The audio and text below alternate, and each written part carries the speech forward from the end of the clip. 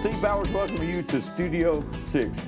We're set up in the home of Stan Perkins. We've been saying that. We've been talking to Stan and Wayne Collins. Connie Perkins. Yeah, it's Connie Perkins' house. Stan says he's allowed to stay here. At least That's it. At least today. Yeah. You know, we'll tell you that. Right. Wanted to talk to you about this music. Your father wrote many songs, Right. and out there, and which is a whole different side of things. And then Stan, we associate Stan with being a drummer, but he wanted to be a guitar player, and obviously you are. Well, Yeah. I don't know, not a real good one, but I know a few chords. Well, anyway, but the song that got your father a record deal, you say, was one he wrote when he was 14. 14 If you've ever years been old. to Tiptonville, Tennessee, there's a Strand Theater there. The Strand Theater building's That's still right, there. right. It's still there. And he wrote a song about going to the movies, or Let Me Take You to the Movies, when he was 14 years old. Mm-hmm. And that became his entree into Sun Records. This is the song. Not a lot of people know. Jay, my dad's brother, was the lead singer. Oh, is that right? Okay. So when they went to audition, Jay was the sang. singer. And Sam came out and said, "No, there's already an Ernest Tubb. This ain't gonna work." Okay. And Daddy asked him, So your dad was the guitar player. "Yeah." Okay. And I so, didn't know that. All right. Very good. Mm-hmm. And so he said, "Will you just listen to one more?" He said, "I'll listen to one more song y'all got." He was already mad because he didn't like WS's drums being in there. Okay. He wasn't into drums at first. Right, okay. Sam wasn't. That's right. And so sure he was. said, Yeah. "Well, this Elvis is didn't have a drummer. Yeah, that's right. He said, "This is a little song I wrote, and this All is right. it." So this changes music history right here. Well, let me take you to the movie mag where I can hold your hand. It ain't that I don't like your house, it's just that doggone man. And that double barrel behind the door, it waits for me, I know. So let's climb the phone, old Becky's back, and let's ride to the show. Well, I only see her once a week, and that's when my work is through. I plowed new ground the whole week long with my mind set straight on you. And I polished up my old horseback, and she looks good, I know. So let's climb the phone, old Becky's back, and let's ride to the show. Oh, let me take you to the movie man, so I can hold your hand. Well, it ain't that I don't like your house, it's just a doggone man. And that double barrel behind the door, it waits for me, I know. So let's climb the phone, old Becky's back, and let's ride to the picture show. So they got inside Sun Studio, got set up, and Jay was doing the lead vocals. Jay was doing the lead And vocal. Sam said, no. Well, when they first got there, they started taking the drums out of Fluke's 48 Cadillac, and Sam said, no, you can't bring them in. He said, drums are no good. They get too loud. Okay. And he said, well, he don't play loud. And at that time, he didn't play much. Okay, that's right. You do. It just started, He right? just started. Right. And so he said he just plays with brushes. And he said, the minute you get too loud, said, all of you's out the door. Whoa. So they start out with Jay singing, And he was which doing Jay country. did the lead singing. Okay. So he was singing country songs. Right, he was a big Ernest Tubb fan. Okay. So all right. when he started, Jay got about halfway through the song, and Sam come out and he said, "No, there's already an Ernest Tubb. We don't need another one." And Jay kind of got mad, said, "Come on, let's go. He ain't nothing but a smart aleck." And said, and that's when they said, "No, we are down there. We've got to try something." And that's when he said, "Let me Hear something do else. this song. Hear this song I wrote and see if you like it." And he told him, said, "You got one more song left to do." Okay. And that was it. And he said, "I like that song." Okay. And he said, "You go home and write another one." He said, "I'll put a record out on you." So that's how I got That's started. how I got in the door. When they went in then and actually recorded at Sun, they did what the first time that they were there? They did this. Movie Mag was the first song that they The did. first song that they recorded. Now they auditioned with Jay singing first. All right. Sam said, "I will sign you after Daddy did Movie Mag, but yeah, okay. the song didn't come out on Sun Records. Okay. It came out on a label called Flip. Flip, okay. Which was a subsidiary of Sun. All right, yeah. Sun wasn't nothing. Right, I don't yeah, know okay. how you can have a subsidiary if Yeah, you ain't done nothing yourself. But I mean, it did, and then Because Sun had been a black record label That's in a right. sense, right? I mean, That's right. it was it, and because when Carl Mann Ike Turner at scored. Oh, yeah. I mean, he had probably the first rock and roll song was Rockin' 88. Yes. And- With Ike Turner. on the keyboards. Yeah. And they put it under another man who had written the song. Yeah. Yeah. Well, there's a whole other story there. So it's fast. So that movie mag changes everything. Movie Mag Changed opens everything. it up. Wow. That is stunning. And then it didn't do anything. Then the second thing was a thing that got a little closer to the rock and roll. I'll do just a little bit. okay. Let's see. Yeah, that's it. Well, that must be my girl. Yours don't look like that. Well, that must be my baby. Yours don't look like that. Well, that must be my girl. She's a little round and fat. Well, I'm gone, gone, gone. Baby, baby, gone, gone, gone. Gone, gone, gone. Gone, gone, gone. Well, I'm gone, gone on down the line. And that was the second one. Okay, wow. Changing music history is what we're doing. Well, we're telling music history, revealing music history with Stan Perkins. We'll be right back with more Studio 6.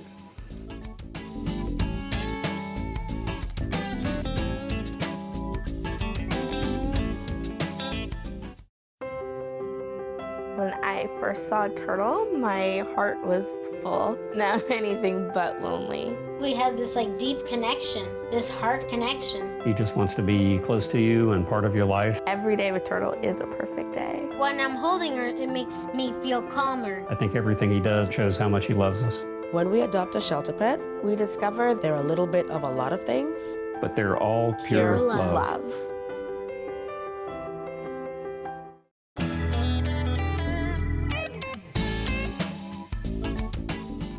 Steve Bowers welcoming you back to Studio 6. The studio is set up in the home of Stan Perkins, or Connie Perkins, and Stan lives here, so as we're do a correct honoring and credits where credit's due. So I had no idea about the story that you told about Jay being the lead singer when they went to audition at Sun, and your Carl wanted to play the guitar. He was basically was kind of shy, and he just wanted to concentrate on playing his Playing the guitar. guitar. Yeah. You have said that when the Beatles, and you've had an opportunity to talk to them about this, and they covered several of your father's songs, said that what they liked about him was that he wrote his own music and he played his music, and so they followed his guitar playing and because many of the artists in those days were not songwriters. No, they loved him because he'd been the lead vocalist, and George loved his guitar playing. Okay. And Paul and John loved his songwriting. And, I'm not saying that this is true, but it could have, it definitely, his influence definitely might have had an impact on them on the right. Right. Well, I writing think their it did. own Right. songs. Yeah. I mean, I think in their evolution, right? I mean, the things have been attributed to them. If it hadn't been for Carl Perkins, it wouldn't be Beatles. Not the way we know the Beatles. Right. Not the way their career But evolved. they loved Buddy Holly too. But Right. Buddy Holly was his own songwriter. Right, yeah. So I mean, they were into the guys Yeah. that could produce from the floor up. Because when you look at that, I mean, people like Carole King and all these others, they wrote the songs that people had hits on. I That's mean, right. and the singers were singers and performers, and to come along and do your own stuff was a whole different way to do it. different ballgame. Whole different business. And Elvis got songwriter credits, but most time it was just he did in the early days. Yeah. But that was the colonel. business side. That was that was a colonel making sure we got some of that publishing money. all that. So a whole other business to this thing. A song that's stayed number one in 1968 for a long time and it was a gospel song, and many people don't know that your father wrote this song because they hear it, and And you said that Columbia Records did not want that song released when No. Johnny Cash did this because they'd done the Folsom Prison thing, Hello, I'm Johnny Cash, and the inmate screaming, and that was an explosive album for country music. It took country music to a whole new audience and level. I mean, it's seen as a real breakthrough moment. Your father's part of those shows, But he wrote this song, and Columbia said no, and Johnny Cash said yes. Yeah, that's when John, they advised him not to do it. They said, you've got your career going with this prison album, kind of pre-outlaw. Yeah, type. right. So, Yes, you it know, was, yeah. really, I mean, it yeah, was. they were the kind of edgy thing. And I mean, yes. you know, because a lot of people thought John had been in prison, kind of like Merle Haggard had been there. Been there, right? Yeah. And he was there when Folsom Prison was recorded, and that's what he was a prisoner. Yeah. Merle Haggard was. Yeah. Okay. So no, they didn't want him to record this song. And at that time, a lot of people do remember, some may not. John's lead guitar player, Luther Perkins, who wasn't in kin to my dad, Right. perished in a house fire. Right. Yeah. And my dad wasn't sure John was, you know, wanted to do a song like this because of going through the grief of losing his lead guitar. Yeah, okay. So the odds were against this song ever coming out at that time. Okay. But John said, yeah, I want to do it, wanna and do I'm it. going to do it. And so, I mean, it stayed 6 weeks at number one. Country, that's right. So, yeah. Song of the year in 1968. Can we hear that? Well, I do a little bit of it. Yeah.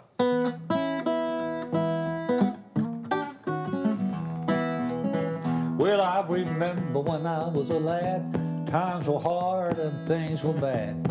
But there's a silver lining behind every cloud. Just poor people, that's all we were, trying to make a living out of black land dirt.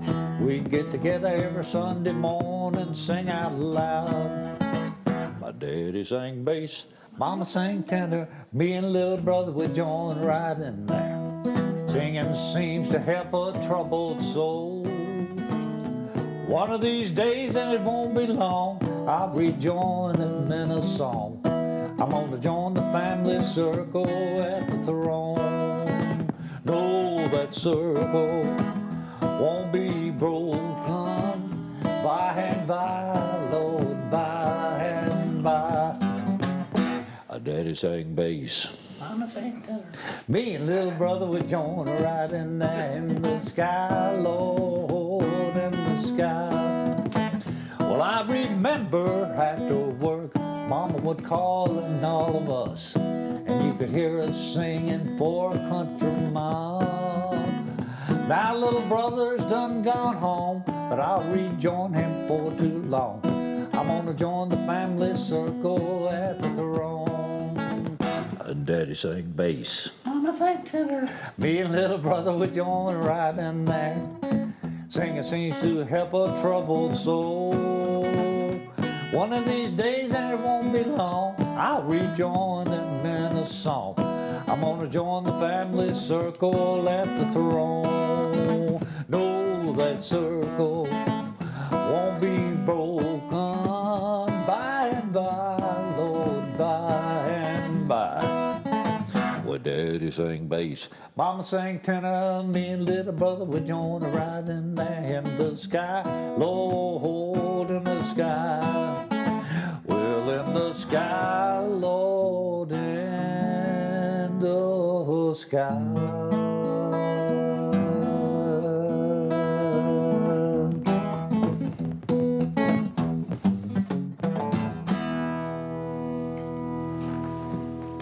I went up to Lake County one time and got on a hillside over there. It lands flat down by the Mississippi River. Cotton fields down there. And I've told people, I said, when you go there, you know, if it's August and you're chopping cotton, you're going to start picking it next month or whatever, that cotton field has no end. That cotton row has no end. You know, it's just like, man, you know, I'm here and there ain't no way out of this place. And I said, that's the genius of this music, I think, that it, They later called it. I saw a clip of my dad doing Red Foley's Ozark Jubilee 3 days before the car wreck in 1956. This was his first television appearance. Okay. It was a local thing in Missouri. Okay. And he does Honey Don't. And Red Foley introduces him and says, here's Carl Perkins to do another one of them rock and roll songs. But you know, and then they later, somebody came up with a it wasn't known as rockabilly. No, it was then. not. That became a later label. But you know, the reality of it is, you know what, rockabilly is a good sounding name, but they could have called it country soul because it was the soul of being in that cotton field. I think it was that music springs out of the genius of the music. Is if it's black music, white music, That's whatever, right. it's that poverty experience, right? And you, like I said, you either have to get saved and get to heaven, right? You know, or you have to get drunk, or you have to fall in love. You know what I mean? Or you and do you fall in love, because if you fall in love, it has good times and bad times. But that's the theme of all this. That's that experience. It's a whole thing of and it comes out in different ways. And with that song, that gospel song, it's like, yeah, you know, when the work's done and right, and here it is, or Sunday, and it's like, whew, yeah, relief. You know, if you think about the success of Sun Records with even Elvis, Johnny,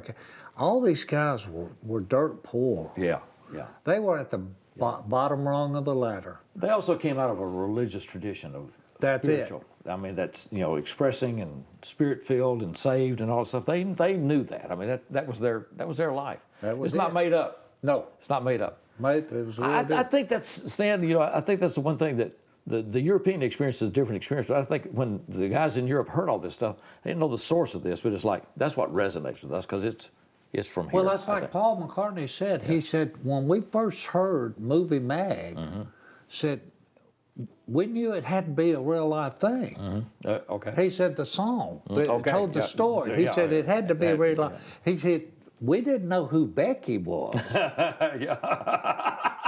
He said, and he asked me, he said, for sure, who was Becky? He said, it was a horse. Yeah. He said, well, he said, well, did the horse come into the movies with you? And he said, oh, no, I didn't do that. We just rode the horse. But he said, we picked up on that. That's interesting. Okay. That these Like, are wait, the there's real a third person in this song, and who is that person? He said, who's Becky? Well, they know if they're going to ride a horse to town. Really? Okay, that makes sense. Yeah. What are they doing? They're going to the movie. We're going downtown to the Strand Theaters where we're headed, right? Oh, that's fascinating stuff. It's just so intriguing that, you know, from this, all of this, that explosion occurred that was Isn't rock it and roll. amazing? Yeah, it's amazing. Just old boys from around here, you know. It was amazing that Sun Records ever got off the ground. If it hadn't been from a lady by the name of Marion Keisker that saved a 5-digit phone number, which was a multi-lottery ticket that belonged to Elvis Presley. Okay. Because Sam wasn't impressed with him. Yeah. And without that, without Elvis, there wouldn't have been a Carl Perkins. If it had, and Carl Perkins wouldn't have probably never gone to Memphis if my mother hadn't pushed him towards They that were place. going to the door. Wow. Amazing stuff. It is. We're at Stan Perkins' home. I'm glad to be here. It's an honor to be here. And on the 70th anniversary, by the way, of Sun Records. This year we're doing this in 2022. It's a brand new album that's out. That's got all the classics, celebrating the 70th anniversary of Sun. We'll be right back with more as we continue the Studio 6.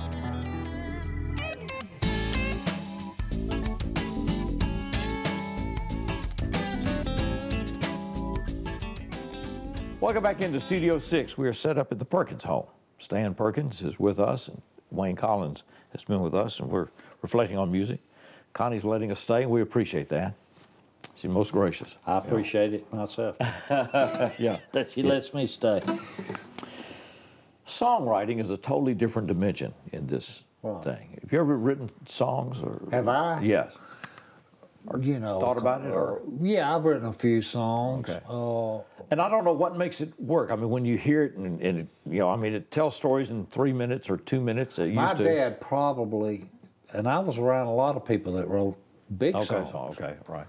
But he was probably as gifted as anybody I'd ever heard. Okay. He could look at something, maybe a tree, something as simple as a tree, and somebody like us would say, well, yeah, that's a pretty tree. He would see something different about it.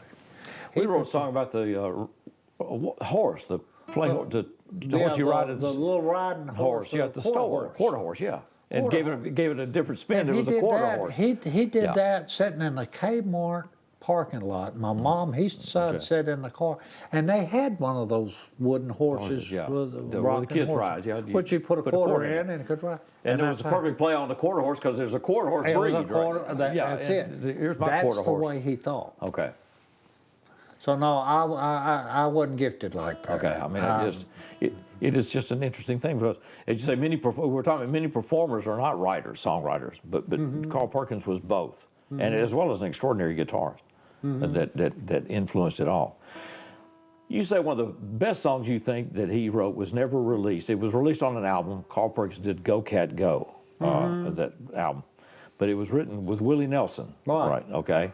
And when you play it today, it's like, yeah, this is a great song. Well, you know, Somebody may still release it one of these days. you know, a lot of people don't realize he wrote song for Patsy Cline. Okay. That was a big record. Okay, which one? It was a thing called So Wrong. Okay. And he gave this was my dad. He had no business. He was a great creator, but he was the worst businessman I have ever seen. Okay. People have asked me, said, have you got anything of your daddy's from the 50s? I said, are you kidding me? I said, he gave it all away. He gave it away before it became 1960. He'd give it away. Okay. And he had written this song, and he, with a guitar, had done it for Patsy. They were on a show together. Okay. And she said, I love it. That's got to be my next song. But he didn't have it hardly finished. Okay. So he went back to Cedarwood Publishing Company, and there were two struggling songwriters there, just trying to make a buck. Okay. One of them was Mel Tittles, Okay. and the other one was a guy by the name of Danny Deal. And he told them, he said, if you guys will come up with this one line from this song, he said, I'll give you a third writer. So he gave 2/3 of the song away. And she'd already told him she was going to record the song. That was just the kind of guy he was. Okay. So I mean, you know, he was notorious for doing that. The humbleness that he had made him give away. Okay. But then that may have been what made him, right? Maybe that was. That was that's what he learned in the cotton field. Okay. That was part of his soul. Okay. There was always a part of that cotton field that stayed with my daddy until the day he died. Okay. Wow. You have been able to build a collection of guitars and stuff out of things that he had given away that other people had that have come back in your possession. Yeah, I've got a few of the things back. Yeah, They come back around. But, I mean, but most of them, like I said, clothes, guitars. They've been gone. Okay. Hair pieces, everything was gone. I don't know.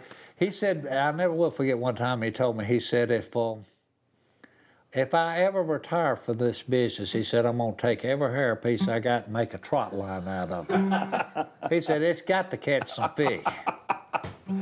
And I mean, that was just him. And I mean, these people in Jackson, they know what kind of guy. I don't have to tell them. Right, yeah. They remember what kind.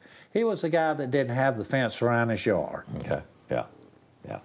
And he was a guy that was on his John Deere lawnmower cutting the yard when it didn't even need cutting, just so he could sit out there and wave at people coming by. That was just the kind of guy he was. Yeah.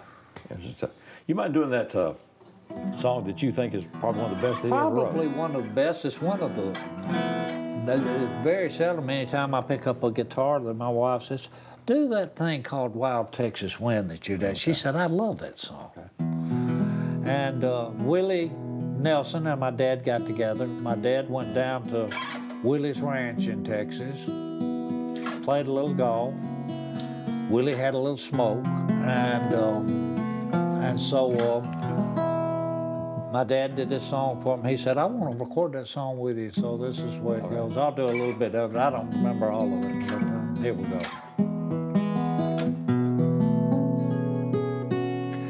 Don't ask me if I'm crying. Can't you see that it ain't raining? No, for this ain't sand that's in my eyes.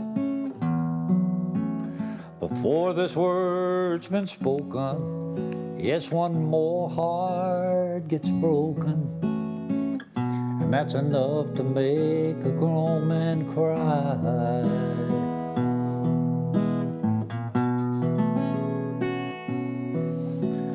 Said, here I am all by myself. But my baby, she just up and left. Said she'd never, ever, ever try again. And I can feel it in my bones. Know this time she just ain't coming home. She'll be gone like a wild Texas wind.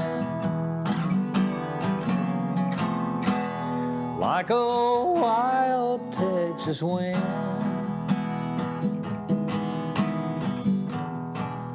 My baby's gone again.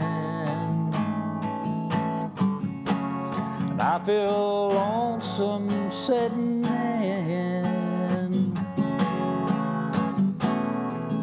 Like a wild Texas wind.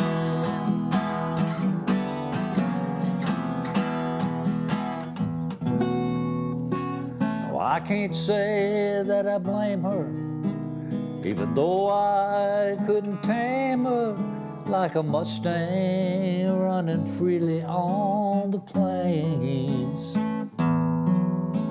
But this old heart can't take it. No, this old boy just won't make it. And that's enough to drive a man insane.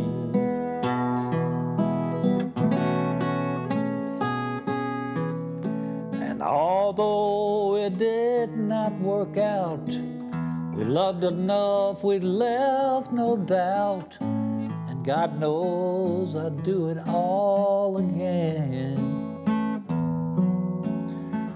But I can feel it in my bones. No, she ain't never coming home. Well, she is gone like a wild Texas wind. And like a wild Texas wind,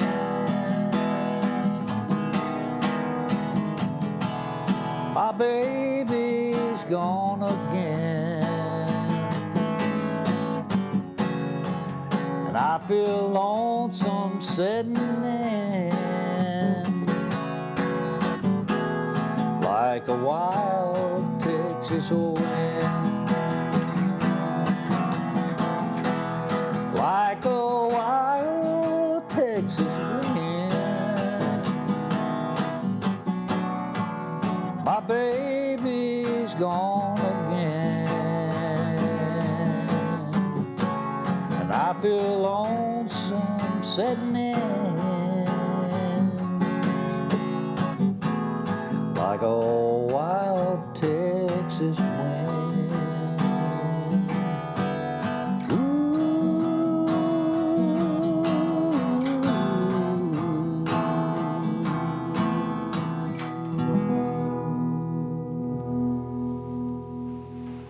That's nice. Thank you. Yeah, that's nice. Good job. That's one of the best songs I think you ever wrote. You know, it's not just, you know, C, F, and G or E, A, and B or whatever. It's how many songs your father write or have been published? Oh gosh, probably between, I'd say 400 to 500. Okay, wow. Yeah. He wrote for Cedarwood Publishing. After he left Sun Records, he signed to Columbia Records in Nashville. Right, okay. And he started writing with Cedarwood, which was the second largest behind the Acuff Rose in Nashville, Cedarwood Publishing Company. Okay. And but you know, the thing about it is, any song that my dad got recorded, it wasn't because of the publishing company that was able to sell it. He sold it himself. Okay. It's being on tour, working with people, knowing people. Working with people and doing the song himself. Like when Johnny Cash heard Daddy sang bass, he just walked by the dressing room and heard him, and he stopped and he said, "Whose song is that? You do it?" He said, "I'm just finishing it up." He said, "I want that song." Same way with Patsy Cline. So everything that, you know, he pretty much, he sold it himself by doing the song. Silver and Gold he did on Area Code 901. I was watching that night with Bill Way. Okay. I was, that's when, you know, I was doing the business for him and with him. And we would meet in the mornings for coffee over there at that house from Country Club. My mom would usually still be in bed, and he'd always have my coffee mug waiting on me next to the Mr. Coffee machine. He was already on his second cup time I'd get there. Joe DiMaggio. Right. And anyway, I walked in that day, and he had his guitar in his chair, sitting in his chair, and he said, I want to do you something I just wrote, see what you think about it. I said, yeah, go ahead, let me get my coffee. I sat on the couch, and he did that song, Silver and Gold. And I said, when did you write that? He said, just a few minutes ago. I said, what do you mean by a few minutes ago? He said, well, from my bed to the den. I said, you had that? I said, what made you think of that? He said, well, I went to pick up my pants that were on the floor and said I reached down and I got a catch in my back when I started up with my pants. All right. And he said the change fell out of my pants on the floor. Said I reached down to do it and the catch got worse in my back, and he said I looked at it and said, it ain't nothing but silver and gold. And he said, it just came to me, and so time I got to my guitar at the other end of the house, The song was there. he would turn it over and find any piece of paper that he could do, and he would just, he never spent time on a song. I mean, it was a 10 to 15 minute thing, and it was over with. I would tell him, I said, you have brainstorms Okay. when it comes to writing. Because he never did a piece of a song and then come back a day or two later and finish it. He'd just do it. Right. How did Dolly Parton get that song? A lot of people don't realize this, but Dolly Parton spent a week in Jackson. Okay. At the Old English Inn. Incognito, came with two of her people that worked for her. How does Dolly Parton do incognito? Well, you know, first of all, you come in a beat-up station wagon. Okay. That helps out a lot. Then you got somebody that's arranged the hotel accommodations where you slip in through the back. Okay. And so she stayed at the Old English Inn. Okay. And every day she would come to the house to write songs. So she came down here to write. She came to write with my dad. Okay. And of course, Greg and I were always in the studio, so he'd want us there to help put down something if they wrote something. And he did that song for her, which he'd already written. And I mean, she just teared up with that song, and she said, I love that song. And she said, I want to record that song. And she stayed, and there were several songs written that week. But then he got a call from the people in Nashville. It was Sony Records at that time, had gone from Columbia to Sony. Okay. And said, Dolly's just recorded your song, Silver and Gold. Now, there was a little bit of business thing that went on, and this shows the free-heartedness, again, of my dad. My brother had come up with a melody by playing piano. Greg was a very good piano player. Okay. And, of course, I would play guitar and play drums, so we would track. When we would record something, he would engineer, and I would put the drums down. I would engineer, he'd put the bass down. And then vice versa, when I would do a guitar thing, we would build the songs up ourselves, just the two of us. Well, and of course, Daddy being there too. So we never had a band go in the studio. It was just us that would make the demos and all like that. And my brother came up with a really cool melody, and we were just, Dolly was just talking, and she said, wait, play what you just played again. And he just went over it, and she wrote a song called Family with me and my brother doing mainly, my brother was mainly doing the melody itself. I was just following him on a guitar. Well, after she went back to Nashville, I was running our publishing company here. Okay. And she declared she wanted full writers of the song. Okay. And my dad got mad about it, and he said, well, she should give you boys a third of the song apiece. He said, y'all came up with the melody. Like I said, Greg's mainly the one that did it. Right. And he said, well, I'll tell you what I'll do. I'll just give y'all a third of Silver and Gold. Nobody ever heard of the song Family but Silver and Gold. So that was one of those things that where me and Greg got, you know, a pretty good thing there, because Silver and Gold was a big record. Big record. Yeah. There's the business side to this business. It's a business side, and I mean, you know, there's no telling how much money Dolly's worth. So yeah, there's a business side to Dolly. But she wouldn't split. But now see, now look, now let's look at it this way. With Elvis for right. Right. Yeah. Right. Yeah. She would. She told Colonel where he could go. Yeah. But I mean, in '91, she recorded that song. Then Vince Gill, Steve Wariner, and a couple other. I can't remember the other guy's name. Ricky Skaggs. Mm-hmm. They did the song "Restless." My dad wrote that song. That became a top 10. He had like George Strait. They called from a session George Strait did. Said George Strait just cut 2 of his songs on one of his albums, and I think that it was one of the name of the song is "A Man on His Own." Okay. And my dad said, "I don't remember writing that." They said, "Well, it's got your name on it," and he said, "Well, I guess I'll find out when I hear it, if it rings a bell to me." And sure enough, it was 2 of his Cedarwood songs. Okay. That they had found in that catalog. And that George Strait heard, he said, "I want both of those songs," and he put them on his album. All that happened in 1 year's time. Wow. Stan Perkins with us. We're going to be right back as we continue this Studio 6.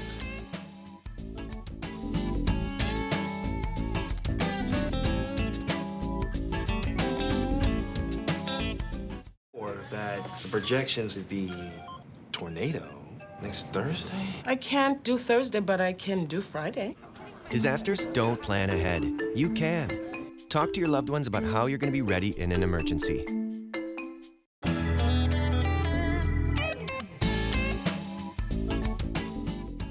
Welcome back to Studio 6. We are set up in the home of Stan Perkins, Connie Perkins, and we appreciate being here. We've been covering a lot of music ground on this day. Thank you, man. Thank you for you being here. Yeah, this is fascinating stuff. You got on the business side of the business and handling your father's career and managing and booking and all that other stuff. So what is that all like? I mean, people don't, when you go on a road, you got to make sure everything lands at the right place. You got to have all the stuff together and a place to stay and everything else. And it was a job, but I loved it.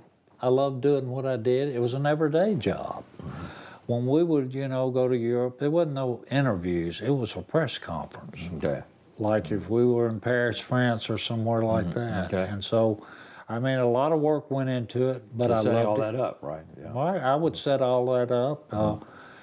He got to ride in a limousine. He got to fly first class. He stayed in the suites. Anybody in the band got to sign the ticket for their food. They never took any money out of the money they were making to live. Okay. So I tried to do a good job. And make that all come out, right? Yeah. Business. Yeah. Some people go through this business and wind up without anything, and other people go through and wind up. I know the first time that we went to, that I booked a tour in France, we went through customs, baggage claim customs, and then when we got outside the door, I said, "You get in this car here." It was a new Cadillac limousine at the Gaulle airport. And the new van was behind it, and I told the boys, I said, "Get in that van right there." Me and him get in the back seat of that limousine. We hadn't gone but about 2 miles, and he said, "We don't need this car." I said, "No, we don't." He said, "Well, why didn't we just ride in a van with a band?" I said, "Well, this car's not just for you." He said, "Who's it for, you?" I said, "No, it ain't got nothing to do with me." I said, there's going to be people at that show. There's going to be a lot of them there that's going to be there for sound check. They're going to have old Sun albums and records, some of them with autograph books. I said, but they paid a lot of money to come see you tonight. They are diehard, loving Carl Perkins fans. Okay. I said, what do you think they'd rather see you pull up in?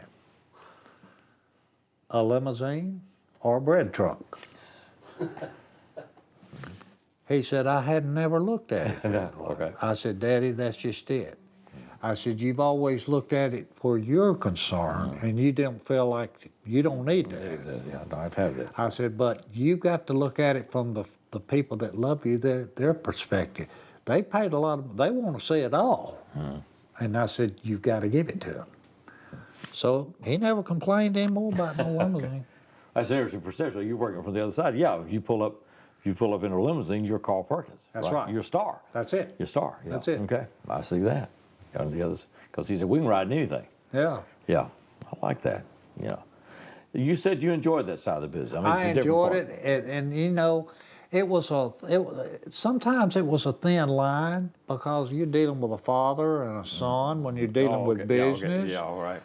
So I mean, he was the boss, and I would always tell him, hey, it's your decision. I'm not trying to tell you what to do, and sometimes he would test me a little bit and say, I don't want to do that. And I'd say, that's fine. It's your decision. If you don't want to do it, we won't do it. Then maybe a day or two later, I'd turn the tables on him, and he'd say, oh, you remember the other day you was asking me about us going and doing so-and-so? I said, I don't remember what you're talking about. Of course I did. He said, you know, playing this show, this 3 shows here. I said, oh, yeah, I remember something about that. I said, yeah, I done forgot about that. He said, well, I changed my mind. I think I want to go do it. I said, probably too late now. They've done hired somebody else to do it. He said, you think so? I said, yeah, probably. I said, but I'd call and find out. And I'd never made a move on anything. I knew he'd probably come around, but there was some time. Had you already booked him? Yeah. No, I wouldn't call the promoter back. I'd just let it ride. Just let it cool out. But now there was some time. I never forget. I told him. I said, "You want to go to the Pyramid and play in Memphis?" And he said, "What for?" I said, "Well, do one song." He said, "I'm not driving to Memphis to do just." They want me to do Blue Suede Shoes? He said, just one song. I said, yeah. And I said, but there's one catch to it. You got to sing with Michael Bolton. He's wanting to sing Blue Suede Shoes with you. He said, who is Michael Bolton? I never will forget it. Okay. And I said, well, he's probably one of the biggest pop stars going right now. And did he do it? After I told him how much money that he was going to get paid for it, he said, you mean somebody's that crazy they're going to pay me that much money to just sing Blue Suede Shoes? I said, well, I guess he's crazy enough to do it. And yeah, he went down there and did it. Okay. Yeah. You said sometimes when you work in, because New York has got to be a different thing. When you're in New York, I think that's probably a different thing. You said the tougher looking the clubs they were, the more popular they were. They were. There was one that stands out. We played several in New York. And I mean, you talking about honky tonks down here? Those were honky tonks up there. They called them clubs, but they was New York honky tonks. Okay. But they were the rougher looking they were, the more popular they was. I don't know. It might have been that way with the honky tonks too, but down south. But no, we played a place called the Bottom Line, and it was a very popular place. I mean, it's one of those places you either called and get reservation, or you didn't get in. Okay. And we did a sound check. I always booked us on the Jersey side because we toured in a Silver Eagle bus. And I mean, you don't go down Manhattan in a Silver Eagle. You don't have a bunch of Southern boys.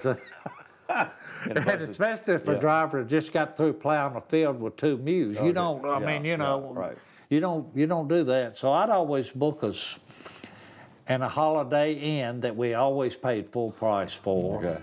that was part of Blue Suede Shoes money. You should have talked to Kemmons Wilson about that years ago. Right. Yeah. Right. Said, hey, yeah, by the way, where do you think Sam got that money? Yeah, that's exactly right. I mean, Sam got in with Kemmons Wilson with Holiday Inn, but anyway, we was playing this club, and we went for a sound check. Had a car to come and get us and take us through the tunnel into Manhattan, and the bartender or the manager, whoever this guy was, said when we walked in, because I was always right beside my dad with that briefcase. And he said, there's a guy that's in the dressing room and he says he's not going to leave till he sees Carl Perkins. And so we asked, where's the dressing room? He said, there ain't but one. Said, just go right down this hall down through here. And man, we started walking, and like I said, 6 or 7 foot wide hallway, straight down, nothing but graffiti on both sides of the wall, even on the ceiling. I mean, it's just covered up with signatures. But you could see a wire hanging down with a naked light bulb, and it burning. And so when we got to the end of it, That's the dressing room. this is the dressing room, and sprawled out on the couch, not laid down, sprawled, setting up, is Keith Richards. And then he goes into one of those pre-Blue Suede Shoes song, a thing called Let the Jukebox Keep on Playing. And he starts singing it. Oh, let the jukebox keep on playing, let that record go around. One of Daddy's old songs. Okay. And then he gets up, and of course my dad knows who he is. He'd met him before, and he went to shake hands, and Keith had both arms open, like he was going to want to do a bear hug. Okay. And when he got closer to him, my dad couldn't get back quick enough. Keith kissed him right in the mouth. And he started just wiping his lip, and he said, Keith, what'd you do that for? And then later that night, I mean, you know, to be just an average musician, can you imagine this? Okay. Living in Jackson, Tennessee, loving Jackson, Tennessee, but experience something like this out of the clear blue. My dad says, Eric, get up here and play the guitar with us.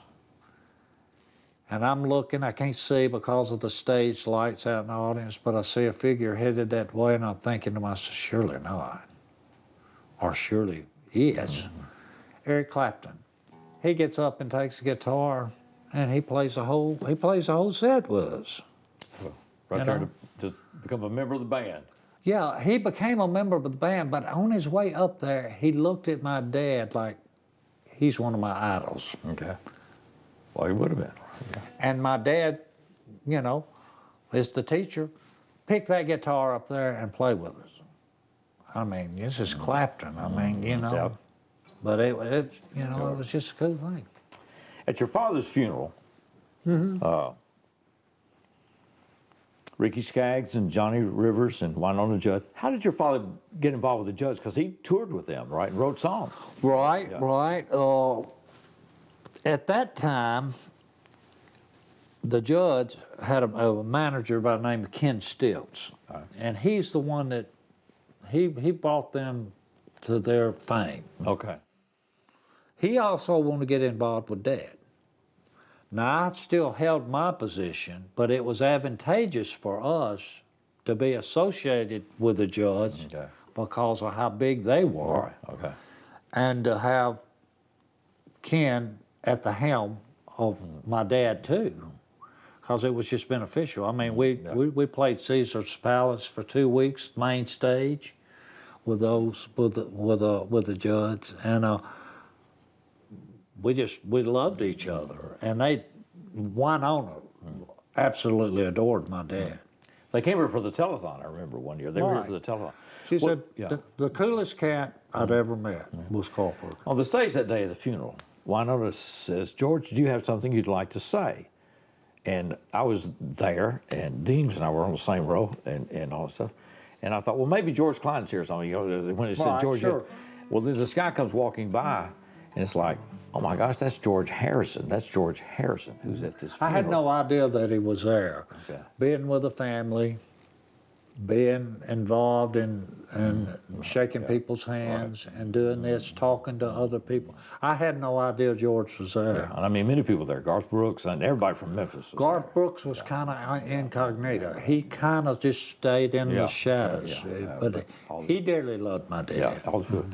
Well, George Harrison picks up a guitar. They say, you got anything you want to say? He didn't say anything. He picks up a guitar and he plays True Love. Your True Love. Right. Yeah, that was his favorite Carl Perkins song. Did he ever say why?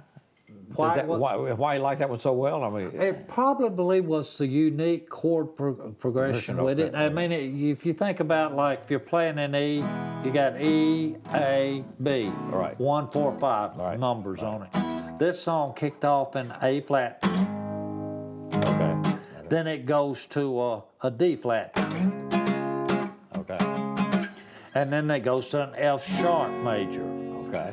So you can, if you think about the Beatles, think about their unique chord structure. Yes. So it's, I can see why George Harrison, that was his favorite. That was the most complicated chord progression song that my dad did. But they were picking that up early, right? Because they would play Carl's songs in 33 off of 45 to pick up the lyrics and the chord progression. And George he loved him because of his guitar playing. Okay. He was into the guitar playing part of it.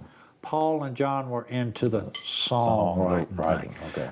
They loved the song. John really loved it. He would do the song at Hamburg and all. He would sing. He was the one that sang "Honey Don't." Okay. Because it had pretty racy lyrics to it for back then. I mean, if you think about it. Well, how come you say you will when you won't? Tell me you do, baby, when you don't. Come on, honey, let me know how it feels. Baby, now is the love real? But honey, don't. Well, John loved that. Okay.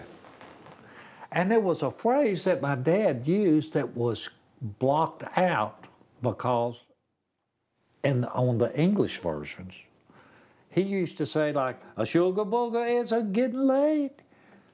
The word booger in England is profanity. Okay. And the Beatles liked that because they thought he was controversial. Edgy. Okay.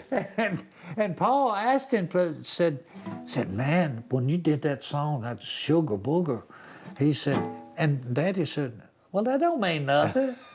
He said, man, that was cool. Said, that was controversial. Said, they blocked it out. He couldn't hear. Said, we knew what you said. Yeah. But anyway, I think that, and even John picked up that E to C progression was unique. When he first did that song, and he pretty much wrote it on the stage here in Jackson at the El Rancho. When he told his other brother, he said, go from E to C. And his brother said, you can't go from E to C, it don't make no sense. He said, yeah, well, said it worked, just follow me, just follow me. And that's how they just kicked off Honey Don't. Well, how come you say you will when you won't? See, tell me that you do, baby. Now later on, John Lennon writes a song called It Won't Be Long Now. Okay. And on that song, it won't be long. Right. It won't be long. It won't be long till you come back to me. That's that EC. And then on the verse part of it,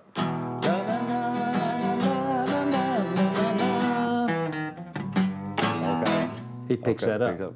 He got it from Honey Don't. Okay.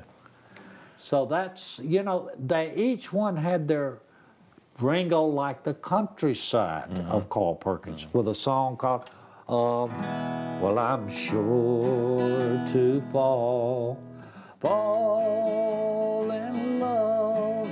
Well, I'm sure to fall in love with you.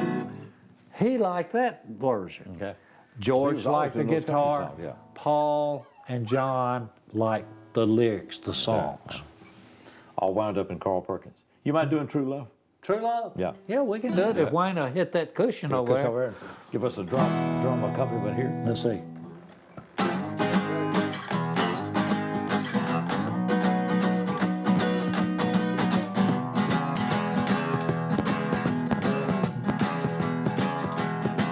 You give me true love, true love, true love,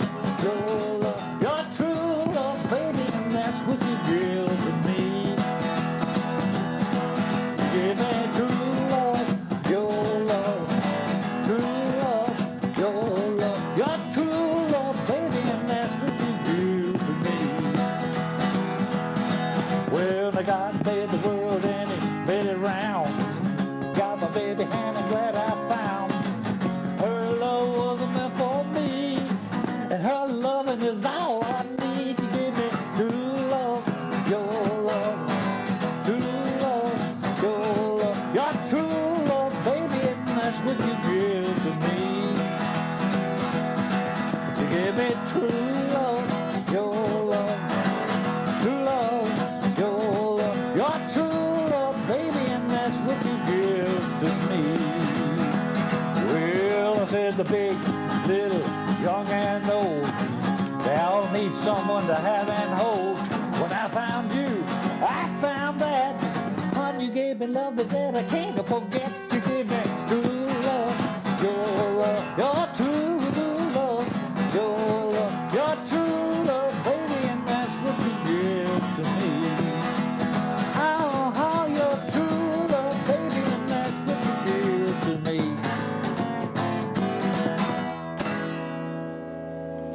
That song was performed with George Harrison in the chapel there. Well, at that time it was Lambeth University. I've thought about that. There's a video out of Ravi Shankar and George Harrison from 1997 that is publicized as being his last public performance. And I'm thinking, no. The last public performance may have been Lambeth University. It was probably at the funeral. George had just had 36 radiation treatments for throat cancer. I saw him 2 weeks after the funeral in L.A. We met at Hyatt Regency on Sunset Strip. And the House of Blues was right across the street from there. And he and I met that evening. I didn't know what time he was going to get there. I was just informed George wants to meet you on that day. Wow. And nobody had ever told me what time. So I hung around the lobby, looked like a freeloader and a fool all day long, just because, you know. And it was about 10 o'clock, and I felt this tap on my back. I'll never forget it. I knew he wasn't going to pull up in no limousine and all that bravado and all this stuff. And how he got in, I don't know, but he had on like a World War I cap, aviator cap. All right. Looked bad. And anyway, I turned around and I said, George? Yeah. I said, gosh, you look just like my grandmother. I don't know what made me say that. And it was a terrible thing to say. Yeah. He said, can we go somewhere? He said, can you go to your room? I said, yeah, come on. I said, ain't nobody gonna recognize you. So we get to the room and I said, you want something to drink or anything? And he said, what about hot tea? Does that sound good to you? I said, well, sure. Lemon with it? No? He said, yeah. So we go out and the balcony overlooks Sunset Strip. And I mean, at nighttime, it's pretty wild down through there. And on that thing. And I had known George for 10 years. And I had never asked him a Beatle question, not one time. I thought, I'm not going there. But that night, he wanted to talk about the Beatles. His life was in it. He knew that his life was coming to an end. Thank you so much for doing this. Oh, man. Thank you for listening to me. I would appreciate it so very much. Thank you for being with us. Special moments right here. And thank you for sharing the time with us. Stan Perkins and Wayne Collins appreciate it so much here at E Plus TV 6. I see her once a week, and that's when my work is through. I plow new ground the whole week long with my mind straight on you. And I polished up my old horseback, and she looks good, I know. So let's climb up on old Becky's back, and let's ride this PTO. Oh, let me take you to the movie, man, so I can hold your hand. Well, it ain't that I don't like your houses.